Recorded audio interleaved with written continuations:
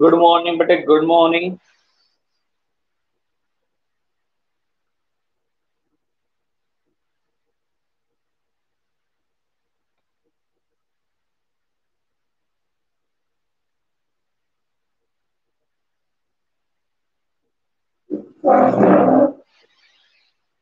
देखिए, हमारा बेटे सेवंथ चैप्टर, सेवंथ नहीं सॉरी सिक्स चैप्टर हमारा चल रहा था स्टाफिंग। ठीक है, स्टाफिंग का मतलब होता है नियुक्तिकरण, यानी कि ऑर्गेनाइजेशन के अंदर जो वैकेंट पोस्ट होती है, जो खाली स्थान होते हैं, जो खाली जगह होती है, उन्हें भरना और भरे रहने देना स्टाफिंग कहलाता है बेटे। और स्टाफिंग के दौरान मेक श्योर किया जाता है भाई कि अच्छे कॉम्पिटेंट पर्सनल को ही हम अपॉइंट करें और उन्हें ही हम जॉब पर लगाए बेटे। ठीक है, तो ये था आपका स्टाफिंग। कल हमने स्टाफिंग प्रोसेस कंप्लीट कर दिया था, जिसमें सबसे पहले हम क्या करते थे बेटे, कितने मैन पावर चाहिए, हर डिपार्टमेंट में कितने एम्प्लॉय चाहिए, उनका एस्टिमेशन लगाते थे। इसके बाद रिक्रूटमेंट करते थे बेटे। रिक्रूटमेंट एक पॉजिटिव प्रोसेस होती है जिसके अंदर हम एप्लीकेशन इनवाइट करते हैं और हम चाहते हैं ज्यादा से ज्यादा कैंडिडेट बेटे एप्लीकेशन सेंड करें, ताकि हमारे पास सिलेक्शन के लिए वाइड वैरायटी ऑफ चॉइस हो बेटे, और उनमें से एक बेस्ट कैंडिडेट का हम सिलेक्शन कर सके। फिर सिलेक्शन आता है, फिर आता है प्लेसमेंट, यानी उसे उसकी जगह पर लगाना जिस पोस्ट के लिए उसकी नियुक्ति हुई है, जिस पोस्ट के लिए उसकी रिक्रूटमेंट हुई है। ओरिएंटेशन प्रोग्राम बेटे अरेंज किया जाता है, ठीक है, ताकि वो ऑर्गेनाइजेशन के साथ फैमिलियर हो सके। फ्रेंडली एनवायरनमेंट क्रिएट करने के लिए ओरिएंटेशन प्रोग्राम तैयार किए जाते हैं। ट्रेनिंग एंड डेवलपमेंट बेटे, ठीक है, ट्रेनिंग एंड डेवलपमेंट उन्हें प्रोवाइड कराई जाती है। परफॉर्मेंस अप्रेजल किया जाता है, उनके परफॉर्मेंस को जज किया जाता है और देखा जाता है कि उन्हें जो टारगेट दिए गए थे वो वे एम्प्लॉय अचीव कर पाए या नहीं बेटे। फिर प्रमोशन और कैरियर प्लानिंग होती है, ठीक है, हम उन्हें हायर जॉब के लिए तैयार करते हैं जिनके लिए उनका प्रमोशन किया जाता है। फिर कंपनसेशन तय किया जाता है बेटे। कंपनसेशन का मतलब उनकी सैलरी से होता है कि किसको कितनी सैलरी दी जाएगी, कितनों किसका कंपनसेशन किया जाएगा। कंपनसेशन बेटे डायरेक्ट फॉर्म में भी हो सकता है और इनडायरेक्ट भी हो सकता है।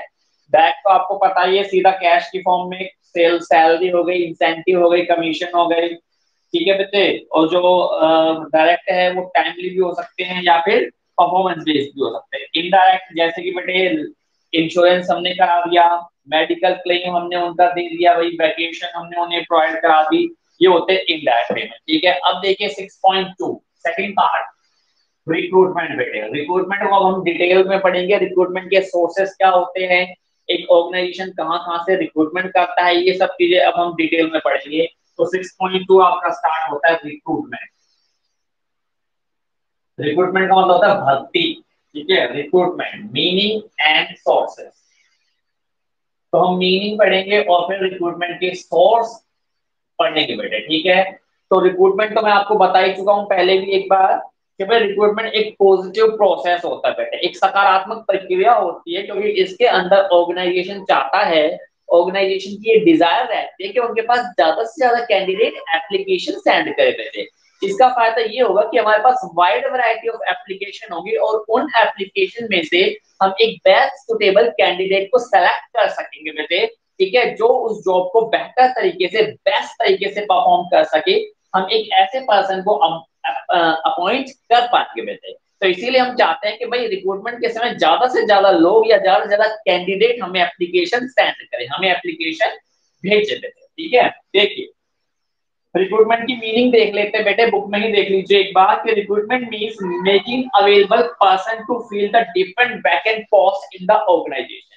यानी रिक्रूटमेंट का मतलब होता है मेकिंग द पर्सन अवेलेबल, यानी कि पर्सन को या पर्सनल को या एम्प्लॉयज को अवेलेबल कराना, ठीक है, जिससे कि हम जो वैकेंट पोस्ट है उसे फिलअप कर सके, उन्हें भर सके बेटे।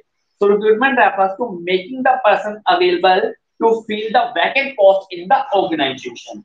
Efforts are made, रिक्रूटमेंट के दौरान बेटे एफर्ट्स किए जाते हैं, प्रयास किए जाते हैं। इन दिस प्रोसेस, इस प्रोसेस में, to ensure that more and more people submit the application. तो हम रिक्रूटमेंट के समय चाहते हैं, कोशिश करते हैं कि ज्यादा से ज्यादा लोग एप्लीकेशन सेंड करें बेटे, ठीक है, जॉब को अप्लाई करने के लिए भाई ज्यादा से ज्यादा एप्लीकेशन सेंड करें, so that selection become easy, ताकि जो सिलेक्शन है, चयन की प्रक्रिया है बेटे, पोस्ट के लिए जिसका हमें सिलेक्शन करना वो इजी हो जाए। तो बहुत सारे लोग भेजेंगे तो उसमें जो बेस्ट टैलेंटेड कैंडिडेट होगा, जिसकी क्वालिफिकेशन एब्सोल्युटली ब्रिलियंट होगी, स्किल लेवल ब्रिलियंट होगा, एक्सपीरियंस अच्छा होगा बेटे, उसको हम सेलेक्ट कर सकेंगे। So it is on account of the effort. तो बेटे रिक्रूटमेंट के दौरान एफर्ट किया जाता है to attract more and more people, कि भाई ज्यादा से ज्यादा पीपल, ज्यादा से ज्यादा लोग बेटे, ठीक है, एप्लीकेशन सेंड करे, ठीक है, आवेदन भरे जॉब के लिए बेटे, ठीक है। सो रिक्रूटमेंट के अंदर बेटे एफर्ट्स किया जाता है to attract more and more people, that the process of recruitment is called positive process, और इसीलिए इसे एक पॉजिटिव प्रोसेस भी किया जाता है। तो यहाँ हम ज्यादा से ज्यादा संख्या में चाहते हैं कि लोग आए बेटे, और जहां हम लोगों की संख्या कम करते चले जाएंगे वो नेगेटिव प्रोसेस हो जाएगा, यानी कि सिलेक्शन जो होता है, क्योंकि सिलेक्शन में हम कई कैंडिडेट को रिजेक्ट कर देते हैं बेटे, तो वो नेगेटिव प्रोसेस हो जाती है, लेकिन रिक्रूटमेंट पॉजिटिव प्रोसेस होती है। टूल किट में देखिए बता रखा है कि भाई it is the process of searching for prospective employ. तो रिक्रूटमेंट एक प्रोसेस होता है जिसमें प्रोस्पेक्टिव एम्प्लॉय को सर्च किया जाता है। प्रोस्पेक्टिव एम्प्लॉय का मतलब होता है एक ऐसा एम्प्लॉय जो आपकी पोस्ट को फिलअप कर सकता है, आपकी पोस्ट को भर सकता है बेटे। तो प्रोस्पेक्टिव एम्प्लॉय को यहाँ सर्च किया जाता है एंड स्टिमुलेटिंग देम, और उन्हें स्टिमुलेट किया जाता है। बुक में दे रखा है बेटे स्टिमुलेट, वहां आप लिख लीजिए अंडरलाइन करके मोटिवेट। तो उन्हें मोटिवेट किया जाता है, प्रेरित किया जाता है to apply for the job in the organisation. तो ये होती है रिक्रूटमेंट, जिसमें हम चाहते हैं कि ज्यादा से ज्यादा लोग अप्लाई करें, मोर and more candidate should apply for the job. हम इस दौरान उन्हें स्टिमुलेट करते हैं, मोटिवेट करते हैं कि वो जॉब के लिए अप्लाई करें, और रिक्रूटमेंट एक पॉजिटिव प्रोसेस होते हैं। एडमिन भी फ्लिपो की डेफिनेशन देखिएगा रिक्रूटमेंट की। फ्लिपो ने क्या कहा है कि recruitment is the process of searching the prospective employer. तो इन्होंने भी कहा है कि रिक्रूटमेंट का मतलब प्रोस्पेक्टिव एम्प्लॉय को सर्च करना होता है एंड स्टिमुलेटिंग देम, और उन्हें स्टिमुलेट करना होता है, उन्हें प्रेरित करना होता है to apply for the job in the organisation. ठीक है, तो इस दौरान हम उन्हें मोटिवेट करते हैं कि वो ऑर्गेनाइजेशन के अंदर जॉब के लिए अप्लाई कर रहे हैं। ठीक है, तो ये था आपकी डेफिनेशन। अब आ जाइए प्रोसेस ऑफ रिक्रूटमेंट। तो प्रोसेस आ रही है, और प्रोसेस तो आपको पता ही है, प्रक्रिया।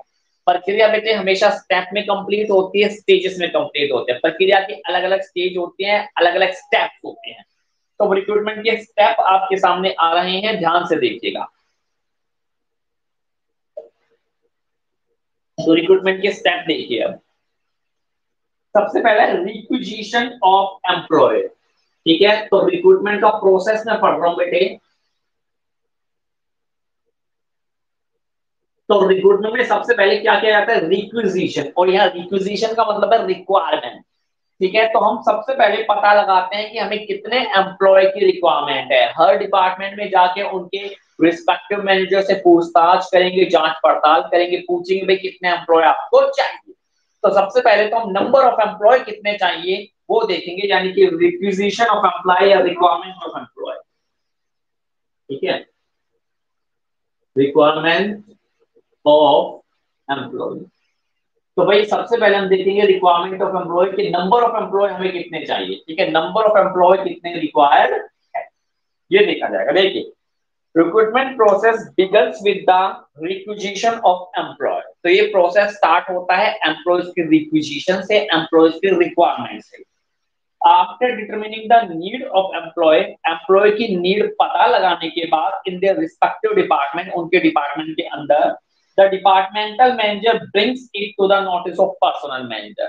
तो बेटे, तो जो डिपार्टमेंटल मैनेजर होते हैं अपने अपने डिपार्टमेंट में पता लगाते हैं भाई कि कितने लोग उन्हें चाहिए, और जितने लोग उन्हें चाहिए वो उसे पर्सनल मैनेजर, जिसे आज के समय एचआर मैनेजर कहा जाता है बेटे, एचआर मैनेजर को नोटिस करा देते हैं कि भाई हमारे डिपार्टमेंट में इतनी भर्तियां होनी है, इतनी रिक्रूटमेंट होनी है, हमें कितने एम्प्लॉय चाहिए।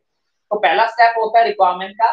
तो हर डिपार्टमेंट का जो मैनेजर होता है, purchase manager, sales manager, production manager, marketing manager, सब लोग बेटे बता देते हैं कि कितने हमें एम्प्लॉय की रिक्वायरमेंट है, और एचआर मैनेजर को सौंप देते हैं। ठीक है, जैसे एचआर मैनेजर को पता लगता है भाई इतने लोग चाहिए, तो वो सेकंड स्टेप पर जाता है identification of the sources of recruitment.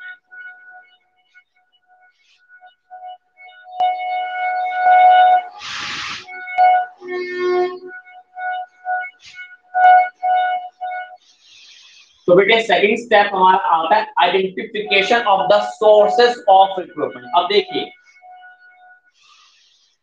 Recruitment के बेसिकली दो सोर्स हमारे पास होते हैं। एक होता है इंटरनल सोर्स, यानी कि ऑर्गेनाइजेशन के अंदर से ही रिक्रूटमेंट करना, जो प्रमोशन या डिमोशन के जरिए की जाती है बेटे। एक एम्प्लॉय को प्रमोशन करके हायर पोस्ट पर भेज दिया जाता है, हाई लेवल पर भेज दिया जाता है, होता है प्रमोशन बेटे। इंटरनल होते हैं। एक होता है एक्सटर्नल। एक्सटर्नल यानी कि हम बाहर से लेकर आ रहे हैं, बाहर से हम स्कूल कैंपस से लेकर आ सकते हैं, एम्प्लॉयमेंट एक्सचेंज से हम ला सकते हैं, बुलेटिन बोर्ड अपनी ऑर्गेनाइजेशन के बाहर टांग सकते हैं बेटे। तो ये होता है एक्सटर्नल। तो सेकंड सोर्सेस के अंदर सबसे पहले एचआर मैनेजर आइडेंटिफाई करता है कि ये रिक्रूटमेंट हमें इंटरनली करनी है, यानी अंदर से ही कोई एम्प्लॉय को बेटे प्रमोट करना है या डिमोट करना है, या फिर हमें एक्सटर्नली यानी कि बाहर से कोई एक नया एम्प्लॉय लेकर आना है।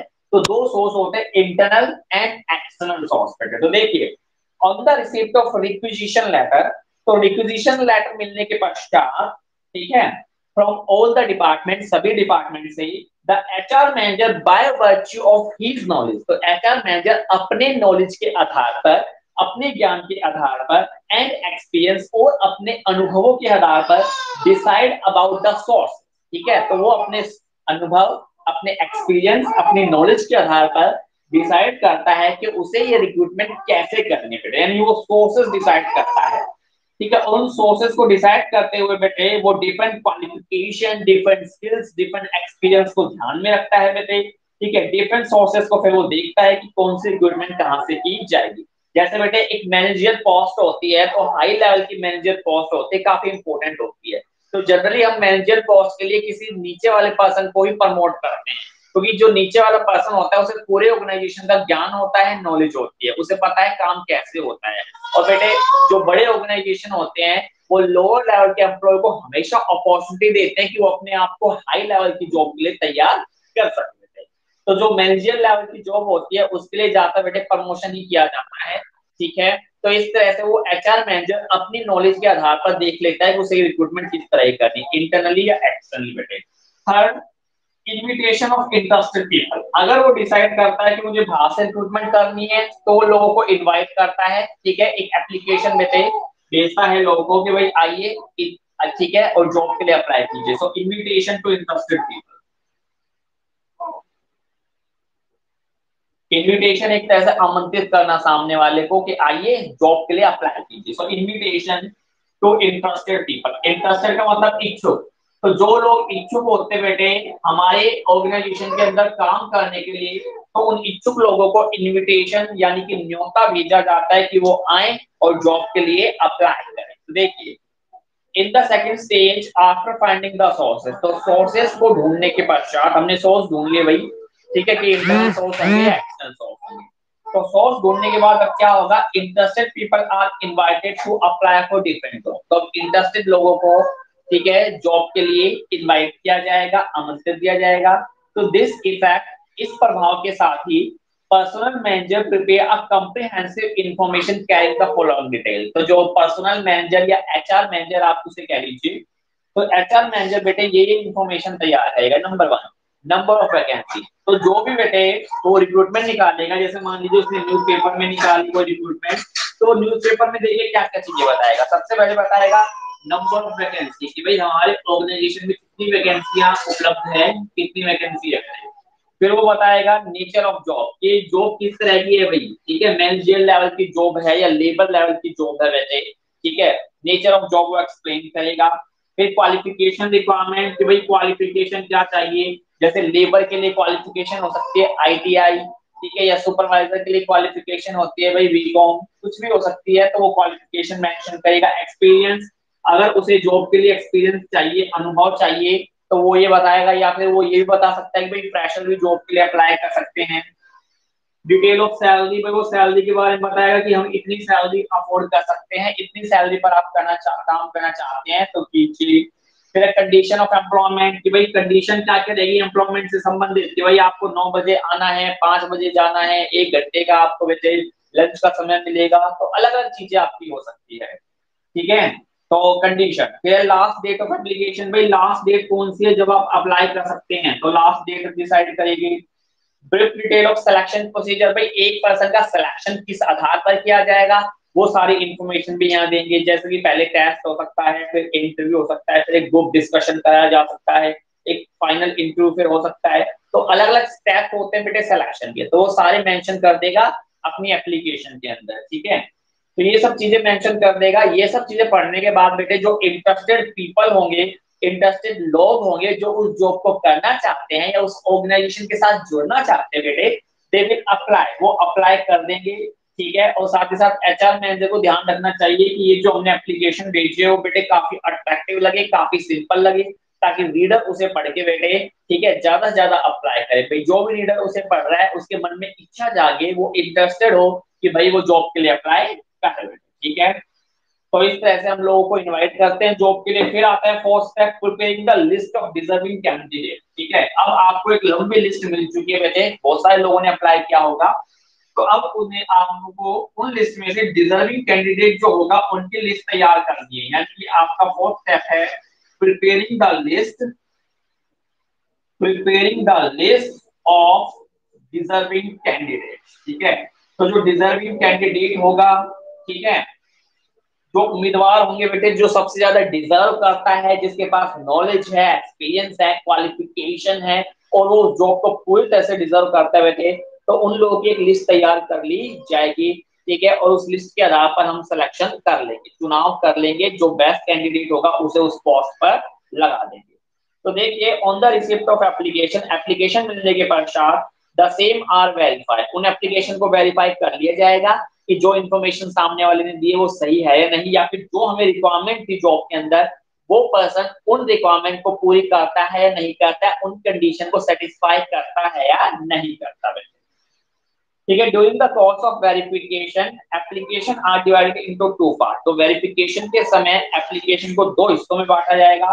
One part consist of those application which fulfil the qualification required by the organisation, तो पहले पार्ट में उन लोगों की लिस्ट तैयार की जाएगी जो क्वालिफिकेशन को फुलफिल करते हैं, ठीक है। क्वालिफिकेशन यानी जो पढ़ाई आपने मांगी है, भाई बीटेक आपने मांगा है या बीकॉम मांगा है या एमकॉम मांगा है या कंप्यूटराइज्ड टैली जिसको आती है वो मांगा है, तो उसके लिए क्वालिफिकेशन देखी जाएगी और उनकी लिस्ट तैयार की जाएगी कि भाई ये सारे लोग क्वालिफिकेशन को पूरा करते हैं। और दूसरे पार्ट के अंदर उन एप्लीकेशन को डाला जाएगा जो उस रिक्वायरमेंट को पूरा नहीं करते। तो हमने बेटे मान लीजिए 10,000 एप्लीकेशन आई 4,000 जॉब के लिए, तो उन 10,000 की हमने दो पार्ट बना लिए, 6,000 और 4,000। 4,000 तो वो लोग तो जो उस क्वालिफिकेशन को पूरा ही नहीं करते, तो उन 4,000 को रिजेक्ट कर देंगे। 6,000 है, उन 6,000 में से फर्दर हम 4,000 लोगों की रिक्रूटमेंट करेंगे, ठीक है।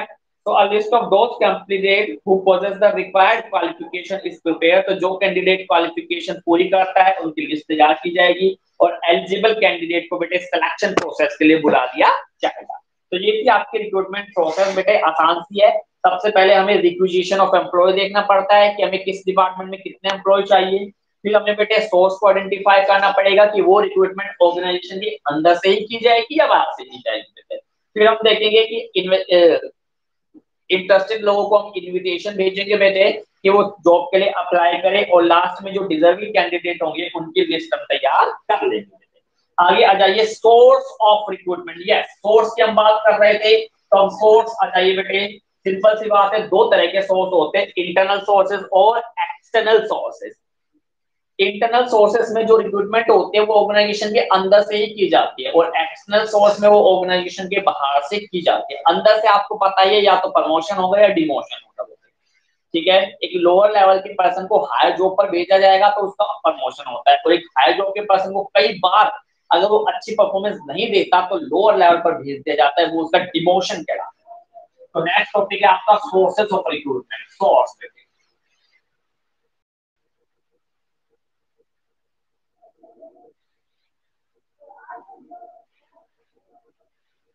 सोर्सेस ऑफ रिक्रूटमेंट, तो दो तरह के सोर्स आपके होते हैं, इंटरनल और एक्सटर्नल।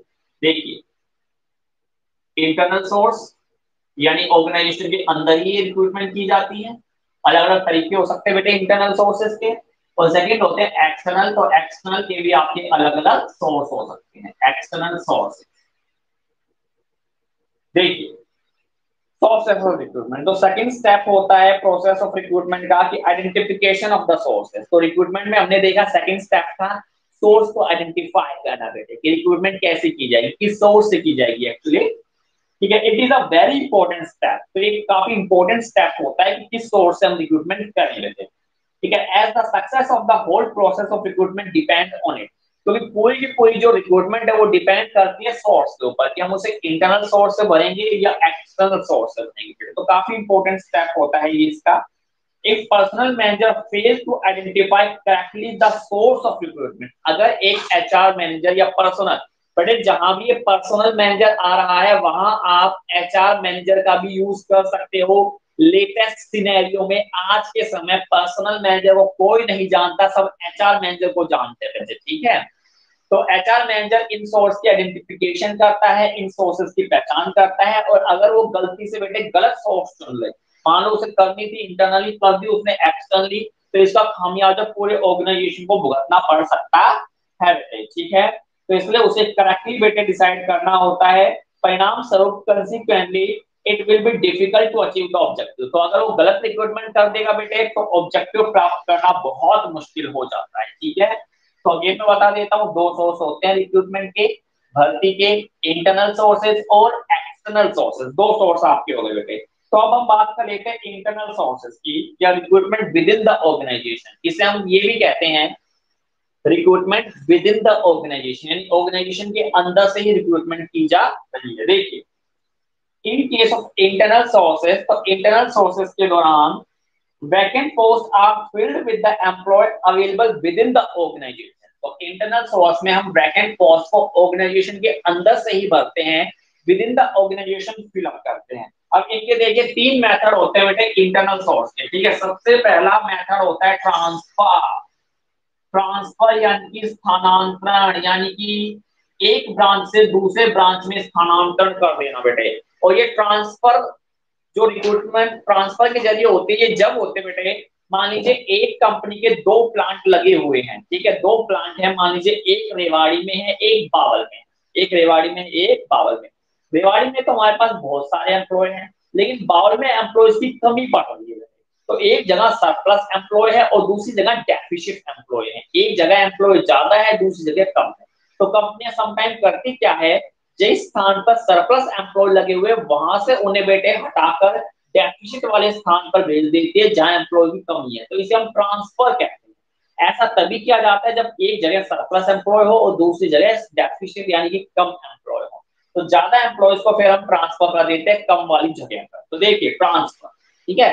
तो पहला सोर्स क्या है, इंटरनल सोर्सेज का ट्रांसफर कर देना। और आपने तो सुना ही होगा रियल लाइफ में भी, कभी मेरा वहां ट्रांसफर हो गया, मेरे पापा का वहां हो गया, उस पर्सन का वहां हो गया, ये आप सुनते हो डेली लाइफ में भी, रूटीन लाइफ में भी। देखिए it involve shifting of an employ from one job to the another. तो ट्रांसफर में हम उसे एक जॉब से दूसरी जॉब पर शिफ्ट कर देते हुए थे, ठीक है। आगे देखिए one department to another department, या फिर हम एक डिपार्टमेंट से दूसरे डिपार्टमेंट में शिफ्ट कर देते हैं। मान लीजिए परचेज डिपार्टमेंट में तो बहुत सारे एम्प्लॉय हैं, लेकिन सेल डिपार्टमेंट में एम्प्लॉय की कमी पड़ रही है, तो हम ये भी कर सकते हैं कि परचेज डिपार्टमेंट से एम्प्लॉय को उठाकर सेल डिपार्टमेंट में भेज सकते हैं। तो इससे फिर बैलेंस हो जाता है, दोनों जगह इक्वल एम्प्लॉय आपके हो जाएंगे।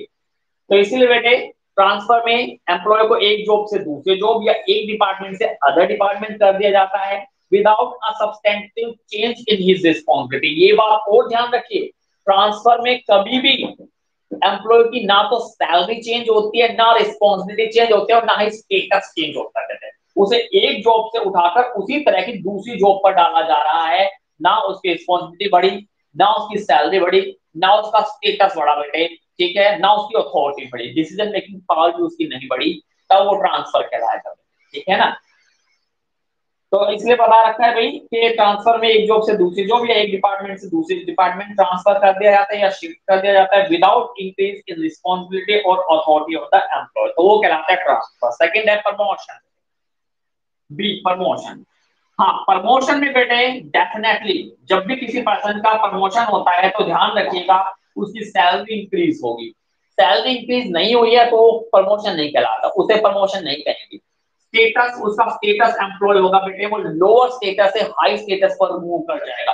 रिस्पॉन्सिबिलिटी, उसकी जिम्मेदारियां बढ़ेगी भाई, ठीक है। अथॉरिटी, उसकी अथॉरिटी में भी इंक्रीज आएगा, उसकी डिसीजन मेकिंग पावर में विस्तार होगा बेटे, तब ये चीजें प्रमोशन कहलाएगी। तो प्रमोशन के लिए हमें ये 4 मेजर देखने पड़ेंगे, भाई उसकी सैलरी बढ़ रही है नहीं बढ़ रही बेटे, ठीक है, उसकी रिस्पॉन्सिबिलिटी बढ़ रही है या नहीं बढ़ रही बेटे, उसकी अथॉरिटी बढ़ रही है या नहीं बढ़ रही, उसका स्टेटस इंप्रूव हो रहा है या नहीं हो रहा, नहीं हो रहा तो प्रमोशन नहीं है, वो फिर ट्रांसफर होता है, हो रहा है तो डेफिनेटली वो प्रमोशन कहलाएगा। तो देखिए, promotion is a process by which an employee working at a lower level या lower rank, तो प्रमोशन के दौरान जो लोअर लेवल या लोअर रैंक पर काम कर रहा होता है एम्प्लॉय होता है, he is appointed to the upper rank, तो उसे अपर रैंक पर या अपर लोअर पर बेटे शिफ्ट कर दिया जाता है, where his responsibility will increase, his status will increase, his salary will increase and his authority will also increase बेटे। तो ये होता है प्रमोशन, ठीक है। तो प्रमोशन में एक एम्प्लॉय को लोअर रैंक से उठाकर हायर रैंक पर शिफ्ट कर दिया जाता है, और इस शिफ्ट के साथ साथ उसकी सैलरी बढ़ती है, उसका स्टेटस बढ़ता है, उसकी रिस्पॉन्सिबिलिटी बढ़ती है, उसकी अथॉरिटी बढ़ती है बेटे, ये होता है प्रमोशन। कई बार बेटे इसका उल्टा यानी डिमोशन भी कर दिया जाता है। देखिए, प्रमोशन का उल्टा या रिवर्स होता है डिमोशन करना बेटे। मान लीजिए कोई हायर लेवल पर काम सही नहीं कर रहा है, बार बार मिस्टेक कर रहा है और उसकी मिस्टेक के चलते ऑर्गेनाइजेशन को नुकसान उठाना पड़ रहा है, तो समटाइम ऑर्गेनाइजेशन पर उसका डिमोशन भी कर देती है, यानी उसे अपर रैंक से लोअर रैंक पर भेज देती है, और लोअर रैंक पर भेजते ही उसकी सैलरी में कमी आएगी, रिस्पॉन्सिबिलिटी में कमी आएगी, स्टेटस में भी कमी आएगी बेटे। तो इसे हम कहते हैं डिमोशन, ठीक है, डिमोशन। तो इंटरनल सोर्स के 2 टाइप तो आप पढ़ चुके हो, ट्रांसफर और प्रमोशन। थर्ड आ रहा है ले ऑफ, ले ऑफ। और ले ऑफ का मतलब तो पता, ले ऑफ का मतलब मैं अभी बता दूंगा बेटे, लेकिन उससे पहले मैं एग्जांपल देता हूं करंट सिनेरियो। कोरोना चल रहा है, सबको पता है कोरोना चल रहा है बेटे। कोरोना काल में फैक्ट्रियां बंद हो जाती है, कंपनियां बंद हो जाती है, कई स्कूल भी बंद हो रहे हैं बेटे, डेफिनेटली स्कूल बंद हो रहे हैं। अब स्कूलों में देखिए, मान लीजिए एक सब्जेक्ट के 4 टीचर हैं हमारे पास, तो ऑनलाइन में देखो स्कूल जब लग रहा होता है तब तो हमें 4 टीचर चाहिए, 4 क्लास में अलग अलग। लेकिन मान लीजिए अब ऑफलाइन क्लासेस, ठीक है, मान लीजिए अब ऑनलाइन क्लास है आपकी चल रही है घर पर, तो हो सकता है एक ही टीचर बेटे पूरी की पूरी 11th क्लास की वीडियो बना दे, जैसे कि आर्ट साइंस कॉमर्स हो गया, एक टीचर ने एक वीडियो बनाई, तीनों क्लासों ने देख ली, यानी मान लीजिए एक ही टीचर की हमें जरूरत है, बाकी 3 टीचर की हमें जरूरत ही नहीं है। तो हम उन 3 टीचर से क्या कहते हैं भाई, कि अभी हमें फिलहाल आपकी जरूरत नहीं है, फिलहाल आप घर पे बैठिए, ठीक है, आप घर पे बैठिए, जब हमें जरूरत पड़ेगी तब हम आपको काम पर बुला लेंगे। जब जिस समय वो घर बैठे रहते हैं उन्हें कोई सैलरी पे नहीं की जाती बेटे, कोई सैलरी पे नहीं की जाती, जरूरत पड़ने पर वापस उन्हें बुला लिया जाता है, ये ले ऑफ कहलाता है। पता है क्या कहलाता है ये ले ऑफ? तो ले ऑफ का मतलब होता है टेम्पोरेरी समय के लिए, यानी कुछ समय के लिए वर्कर को बेटे ऑर्गेनाइजेशन से हटा देना। और जब, और जिन वर्कर को हटाया जाता है उन्हें बेटे, उन्हें श्योरिटी दी जाती है, उन्हें एक तरह से बेटे फाइनेंशियल सिक्योरिटी दी जाती है कि जब भी ऑर्गेनाइजेशन में काम आएगा, ठीक है, प्रोडक्शन स्टार्ट होगा, पहले आपको बुलाया जाएगा, किसी और एम्प्लॉय को नहीं बुलाया जाएगा, आपको ही बुलाया जाएगा बेटे। तो ले ऑफ में टेम्पोरेरी टाइम के लिए, कुछ समय के लिए हम एम्प्लॉय को अलग कर देते हैं ऑर्गेनाइजेशन से, और जब जैसे ही ऑर्गेनाइजेशन में वापस काम आता है तो उन्हें बुला लिया जाता है बेटे। तो ये कहलाता है ले ऑफ। और कोरोना काल में आपको पता है बहुत सारी कंपनियों ने ले ऑफ किया होगा, बहुत सारे स्कूलों ने एक्चुअली ले ऑफ किया होगा, डेफिनेटली किया होगा बेटे, ठीक है। तो देखिए, तो it refers to temporary separation, separation यानी कि अलग करना। टेम्परेरी मतलब कि टेम्परेरी टाइम के लिए, कुछ समय के लिए, परमानेंटली नहीं, टेम्परेरी, ठीक है, कुछ समय के लिए। तो ले ऑफ में बेटे टेम्परेरी सेपरेशन होता है of the employee from a employer on the initiative of the leader, ठीक है। तो एम्प्लॉयर मालिक यहाँ पर इनिशिएटिव लेता है कि हम टेम्पोरेरी टाइम के लिए, कुछ समय के लिए इन एम्प्लॉय को हटा रहे हैं, इन एम्प्लॉय को यहाँ से सेपरेट कर रहे हैं बेटे। In most of the cases, ज्यादातर केसों में the lay off take place due to lack of work. तो बेटे ले ऑफ क्यों होता है? लैक ऑफ वर्क, काम की कमी है, काम है ही नहीं, काम है ही नहीं, तो इतने सारे एम्प्लॉय को रख के क्या करेंगे भाई। तो कुछ एम्प्लॉय जो लेस एफिशिएंट होते हैं उनको कह देते हैं भाई आप कुछ टाइम घर पे बैठिए, जब काम होगा तब आपको बुला लेंगे। तो बेटे लैक ऑफ वर्क के कारण उन्हें हटा दिया जाता है। देयर इज क्लियर अंडरस्टैंडिंग, अब बेटे एक क्लियर अंडरस्टैंडिंग होती है between employer and employee, employer और एम्प्लॉय के बीच, that the preference will be given to that employee as and उनके बीच क्लियर अंडरस्टैंडिंग होती है कि जब भी काम आएगा, जब भी वर्क आएगा, पहले आपको प्रेफरेंस दी जाएगी, पहले आपको बुलाया जाएगा, किसी और को नहीं बुलाया जाएगा।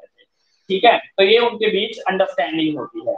Thus, by recalling the lay of employee, vacant position may be filled up. तो lay of employee को वापस बुलाकर उन पोजीशन को फिर भर लिया जाता है, इसे भी हम इंटरनल रिक्रूटमेंट कहते हैं। तो ये तीन सोर्स हैं आपके इंटरनल रिक्रूटमेंट के। ट्रांसफर होता है, ठीक है, एक पोस्ट से दूसरी पोस्ट या एक डिपार्टमेंट से दूसरे डिपार्टमेंट। प्रमोशन होता है जिसमें लोअर रैंक के एम्प्लॉय को हायर रैंक पर प्रमोट किया जाता है। और एक ले ऑफ होता है जो काम की कमी के कारण किया जाता है। जब काम नहीं होता तो हम कुछ एम्प्लॉय को वहां से हटा देते हैं और उन्हें प्रॉमिस करते हैं कि जब भी काम अवेलेबल होगा पहले प्रेफरेंस आपको ही दी जाएगी। ठीक है, अब देख लेते हैं मेरिट्स। ठीक है, ये जो इंटरनल रिक्रूटमेंट हमने की, ठीक है, इंटरनल रिक्रूटमेंट के बारे में ही बात करेंगे बेटे। तो अब इनकी मेरिट्स पढ़ लेते हैं कि एडवांटेज क्या है भाई इंटरनल रिक्रूटमेंट की। सबसे पहली मेरिट देखिए, इंक्रीज इन मोटिवेशन। तो भाई एम्प्लॉय की मोटिवेशन, एम्प्लॉय की जो प्रेरणा है उसका विकास होगा। कैसे विकास होगा बेटे? अगर एम्प्लॉय को पता है कि भाई जो रिक्रूटमेंट है वो इंटरनली ही की जाएगी, आंतरिक अंदर से रिक्रूटमेंट की जाएगी बेटे, तो मेहनत करने की कोशिश करेंगे, हार्डवर्क करने की कोशिश करेंगे। उन्हें लगेगा कि मैं मेहनत करूंगा, हार्डवर्क करूंगा तो मेरा प्रमोशन हो जाएगा, मुझे अपर रैंक पर भेज दिया जाएगा, मुझे हाई लेवल जॉब पर भेज दिया जाएगा। तो इससे उनकी मोटिवेशन का विस्तार होगा, वो ज्यादा मेहनत करने की कोशिश करेंगे, वो ऑर्गेनाइजेशन के अंदर हाई से हाई पोस्ट पर जाने की कोशिश करेंगे बेटे। तो सिंपल सी बात है, इंटरनल रिक्रूटमेंट से डेफिनेटली उनका जो मोटिवेशन लेवल है वो राइज अप हो जाएगा। एक्सटर्नल से नहीं होगा, इंटरनल से होगा, क्योंकि तो उन्हें पता होगा कि भाई इंटरनल रिक्रूटमेंट हो रही है तो किसी ना किसी का तो प्रमोशन यहाँ होगा ही होगा, तो सब लोग मेहनत से काम करेंगे। देखिए, motivation of the employee of the organization is boosted. तो उनकी मोटिवेशन, उनकी प्रेरणा में बेटे इंक्रीज आएगा, विस्तार होगा। When recruitment is made through internal sources, तो इंटरनल सोर्स के जरिए डेफिनेटली उनका मोटिवेशन लेवल इंक्रीज होगा, पर्टिकुलरली बाय प्रमोशन, और मेनली प्रमोशन से तो डेफिनेटली बूस्ट होगा बेटे। If they know beforehand that there promotion is possible, अगर उन्हें पता चल जाएगा पहले से ही कि उनका प्रमोशन पॉसिबल है, डेफिनेटली जो मेहनती पर्सन है उसका प्रमोशन हो जाएगा बेटे। तो सारे के सारे लोग मेहनत करेंगे, एफिशिएंटली काम करेंगे, समय पर आएंगे, समय पर जाएंगे बेटे, सारे ऑर्डर को मानेंगे, कोई स्ट्राइक नहीं करेंगे, कोई लॉकआउट नहीं करेंगे बेटे। ठीक है, ना ही अपर जो लेवल है, टॉप लेवल है, उनकी पॉलिसी को नकारेंगे भी नहीं, पॉलिसी को प्रॉपर्ली फॉलो करेंगे, पीस बनी रहेगी, शांति बनी रहेगी बेटे। और मेन बात, उनकी जो इंटरनल मोटिवेशन है, उनकी जो प्रेरणा है उसका विस्तार होगा। तो जब उन्हें पता होगा कि भाई अंदर से रिक्रूटमेंट की जाती है तो वो इंस्पायर होंगे बेटे। Ambition to occupy higher rank will add to their morale. उनकी एम्बिशन, उनकी इच्छा आएगी कि भाई वो हायर रैंक को ऑक्यूपाई करें, ठीक है, टॉप लेवल पर जाएं बेटे, ठीक है, और वो एटमॉस्फेयर और एफिशिएंसी के साथ कार्य करेंगे। तो मेरिट पहले यही है कि भाई इंटरनल रिक्रूटमेंट से उनकी मोटिवेशन पावर की इंक्रीज होगा। सेकंड देखिए बेटे advantage, industrial peace. Definitely industrial peace, peace का मतलब होता है बेटे शांति कायम रखना, और इंडस्ट्री का मतलब औद्योगिक, तो औद्योगिक शांति बनी रहेगी अगर इंटरनल रिक्रूटमेंट होती है तो बेटे। क्यों? क्योंकि उन्हें पता होगा कि भाई बाहर से कोई एम्प्लॉय नहीं आएगा, बाहर से एक नया नया एम्प्लॉय आके हमें ऑर्डर नहीं देगा बेटे। हमें ज्यादा धक्का जब लगता है, हमें ज्यादा बुरा तब लगता है कि जब बाहर से कोई एम्प्लॉय को आए, 2 दिन हुए नहीं है और वो हम पर ऑर्डर दे बेटे, वो हम पर अपना हुक्म चलाएं, तब हमें बुरा लगता है, तब हमारा अंदर से फिर, ठीक है, खून खोलता है या क्रोध आता है या गुस्सा आता है बेटे। लेकिन इंटरनली लोग आपस में मिले जुले हुए हैं, सारे एक दूसरे के दोस्त है, फ्रेंड है। उन फ्रेंड में से अगर किसी का प्रमोशन होता है तो हमें इतनी ज्यादा बुरा नहीं लगता बेटे। हमारी उनके साथ अंडरस्टैंडिंग अच्छी है तो हमें उनके ऑर्डर को फॉलो करने में भी ज्यादा परेशानी नहीं आएगी, सारे एम्प्लॉय खुश रहेंगे, शांति बनी रहेगी। लेकिन बाहर से एम्प्लॉय आता है तो वो अशांति में तब्दील हो जाते बेटे, और ऑर्गेनाइजेशन के अंदर डिस्प्यूट अराइज होते हैं। तो सिंपल सी बात है, because of promotion when you employee get satisfied, तो प्रमोशन के जरिए एम्प्लॉय सेटिस्फाई रहेंगे, and hence industrial peace is established, औद्योगिक शांति कायम रहेगी बेटे। ठीक है, the promotion continue from top to bottom, promotion आपका होता रहेगा बेटे, ठीक है, इन द होल ऑर्गेनाइजेशन। भाई नीचे से लोग ऊपर की पोस्ट पर जाते रहेंगे बेटे। दिस मोटिवेट द एम्प्लॉय, इससे एम्प्लॉय मोटिवेट भी होंगे, जैसा कि हमने पहले पॉइंट में बताया, ठीक है, and their performance will be improved, learning and practice will also improve. तो बेटे वो सीखेंगे, लर्निंग करेंगे, प्रैक्टिस करेंगे तो औद्योगिक शांति बनी रहेगी। थर्ड है इजी सिलेक्शन। भाई यद्यपि हमें ऑर्गेनाइजेशन के अंदर पता होता है कि भाई कि कौन ज्यादा मेहनती होता है, कौन ज्यादा हार्डवर्क काम कर रहा है, कौन ज्यादा बढ़िया तरीके से काम कर रहा है, तो ऑर्गेनाइजेशन में जब भी प्रमोशन की बारी होती है तो सबको पता होता है कि इस पर्सन का ही प्रमोशन होगा, ठीक है। तो लोग ज्यादा सरप्राइज नहीं होते बेटे, लोग ज्यादा शॉक नहीं होते, क्योंकि उन्हें पता होता है भाई ये पर्सन बेचारा बहुत मेहनती है, इतने सालों से यहाँ काम कर रहा है, एक्सपीरियंस भी हाई है भाई, तो अब इसका नंबर है प्रमोट होने का। तो सिलेक्शन बड़ा इजी हो जाता है, ठीक है। प्रमोशन करने में हमें ज्यादा समय नहीं लगता भाई, तो आसानी से सिलेक्शन हो जाता है और ना ही हमें कोई दिक्कतों का सामना करना पड़ता है।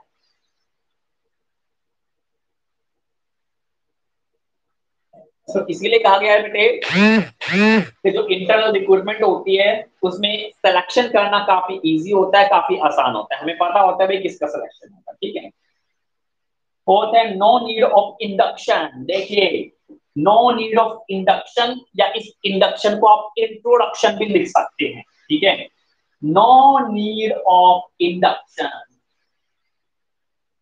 देखिए जब एक नया नया एम्प्लॉय आता है तो उसे तो ऑर्गेनाइजेशन के बारे में कुछ नहीं पता भाई, उसे नहीं पता ऑर्गेनाइजेशन के बारे में कुछ भी, तो उसे फिर हमें पहले इंट्रोडक्शन कराना पड़ता है, पूरे ऑर्गेनाइजेशन से, लोगों से इंट्रोडक्शन कराना पड़ता है, उसके बॉस से, उसके सबॉर्डिनेट से, उसके सुपीरियर से इंट्रोडक्शन कराना पड़ता है बेटे। पूरे ऑर्गेनाइजेशन की लोकेशन दिखानी पड़ती है कि भाई ये फैक्ट्री एरिया है, ये ऑफिस एरिया है, ये क्लर्क का रूम है, ये अकाउंटिंग अकाउंटेंट का रूम है बेटे, ये फाइनेंस मैनेजर का रूम है, सब चीज हमें बताना पड़ता है। यानी इन शॉर्ट एक नए एम्प्लॉय को पूरा इंट्रोडक्शन, पूरा इंडक्शन देना पड़ता है, लोगों का भी और ऑर्गेनाइजेशन का भी, उसमें समय लगता है। और जो नया एम्प्लॉय आता है वो अपने आप को ढालने में, अपने आप को अडॉप्ट करने में टाइम लेता है। तो एक्सटर्नल रिक्रूटमेंट में वो थोड़ा फिर डिसएडवांटेज में बदल जाता है, लेकिन इंटरनल रिक्रूटमेंट में एक अंदर का व्यक्ति है, उसे सारे ऑर्गेनाइजेशन के बारे में पता है, उसे सभी लोगों के बारे में पता है, ठीक है। तो उसे सबके बारे में पता है, कौन बॉस है, कौन सबॉर्डिनेट है, कौन क्या काम करता है, कौन सा ऑफिस कहाँ बैठे, ठीक है। तो इसीलिए हमें इंडक्शन प्रोग्राम अरेंज करने की कोई आवश्यकता नहीं होती, क्योंकि अंदर से ही ऑर्गेनाइजेशन के अंदर से ही बेटे प्रमोशन किया जा रहा है या ट्रांसफर किया जा रहा है, तो इंडक्शन की कोई आवश्यकता नहीं पड़ती और आसानी से बेटे ये काम हो जाता है। तो induction means to acquaint the employee with their job and the organisation. तो इंडक्शन में बेटे, ठीक है, एक्वाइंट यहाँ पर वर्ड यूज हुआ है, इसका मतलब फैमिलियर होता है, यानी फ्रेंडली एनवायरनमेंट तैयार करना। तो जब एक नया एम्प्लॉय आए तो उसे फ्रेंडली बनाना पड़ता है ऑर्गेनाइजेशन से और लोगों से। बट इंटरनल रिक्रूटमेंट के अंदर this information is already available, हर एम्प्लॉय को ये इंफॉर्मेशन होती है, hence there is no need of induction. तो इंडक्शन की कोई आवश्यकता नहीं पड़ती है। पांचवा है एडजस्टमेंट ऑफ सरप्लस एम्प्लॉय। तो डेफिनेटली मैंने बताया था भाई कि ट्रांसफर कब किया जाता है बेटे, ट्रांसफर जब किया जाता है जब एक जगह पर सरप्लस एम्प्लॉय होते हैं और दूसरे पर डेफिसिट होते हैं बेटे। तो एक जगह ज्यादा है, दूसरी जगह कम है, तो इन सरप्लस को डेफिसिट वाली जगह पर ट्रांसफर कर देते हैं, जिसे हम ट्रांसफर कहते हैं। इसका मतलब एडजस्टमेंट हो जाती है। तो एडजस्टमेंट ऑफ सरप्लस एम्प्लॉय, तो जो सरप्लस एम्प्लॉय होते हैं हमारे पास, उनकी हम एडजस्टमेंट कर सकते हैं, उन्हें हम डेफिसिट, जहां पर कमी है एम्प्लॉयज की, वहां ट्रांसफर कर सकते हैं। देखिए under this method the employee from the department where there are surplus, ठीक है, तो एक ऐसा डिपार्टमेंट जब सरप्लस एम्प्लॉय बैठे, उन्हें ट्रांसफर कर दिया जाता है to those department where there is a shortage of staff. तो जहां पर स्टाफ की शॉर्टेज है वहां उन्हें ट्रांसफर कर दिया जाता है। तो in this way deficiency of staff is made up. तो जो डेफिशिएंसी है स्टाफ की, उसे की भरपाई कर ली जाती है, उसे पूरा कर दिया जाता है।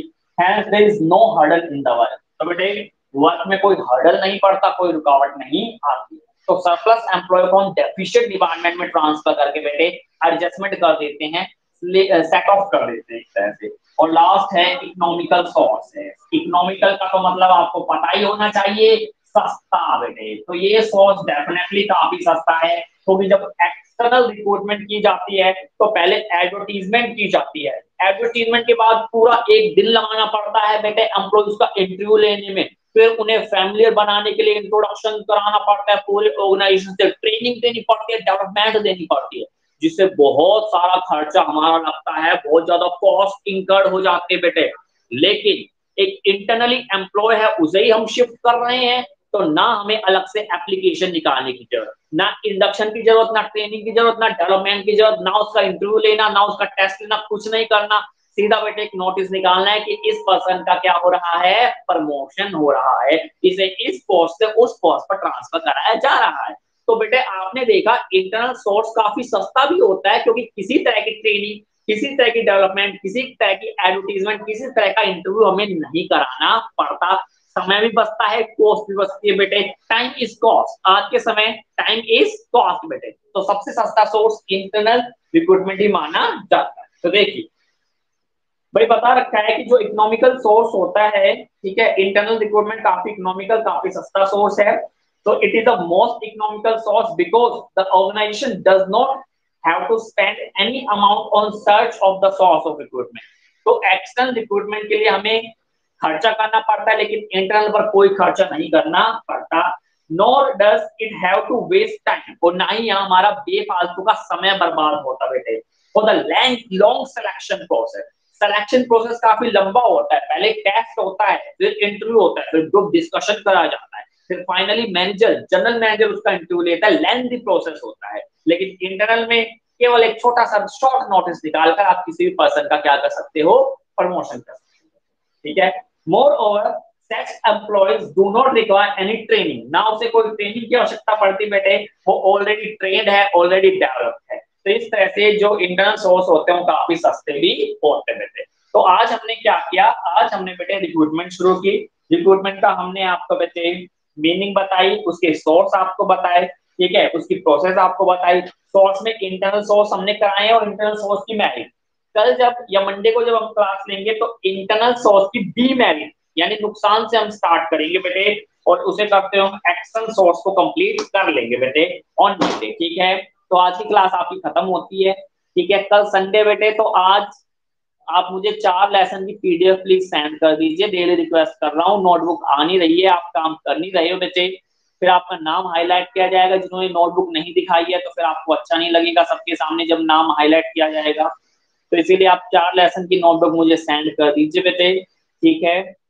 कल संडे है, संडे को अपने एंजॉय कीजिए, स्टे होम स्टे सेफ, घर पर रहिए, खुश रहिए, पढ़ाई करते रहिए बेटे।